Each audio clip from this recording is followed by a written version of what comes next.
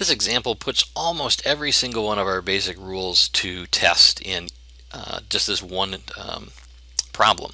So we're going to have the derivative with respect to x of 3x squared minus 2x plus 1 plus the cosine of x. We've got a trig function, we've got a constant function, we've got some constant multiples, we're adding and subtracting terms, we have sums and differences, we've got a little bit of everything going on here.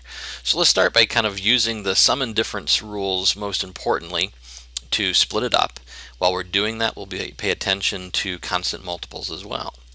So I can rewrite this as 3 times the derivative with respect to x of x squared minus 2 times the derivative with respect to x of x plus the derivative with respect to x of just this constant 1 plus the derivative with respect to x of the cosine of x. Now, as you get better at doing derivatives, you're going to start to see patterns that form and that you can use to shortcut this process. I don't necessarily expect that you're going to write this out like this forever.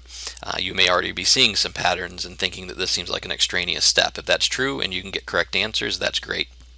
If you haven't quite started seeing those patterns yet, just keep practicing and they will start to appear.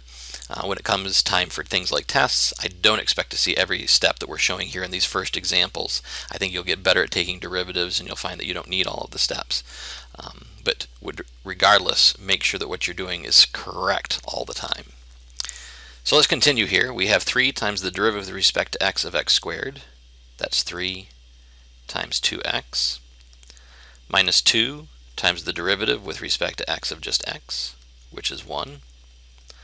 Plus we have here the derivative of a constant, so that's going to be 0.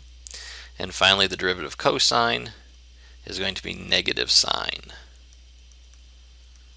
So now we've taken derivatives of each of our terms individually. Now we'll clean up with the constant multiples and make this look like 6x minus 2 minus the sine of x. And there is our derivative.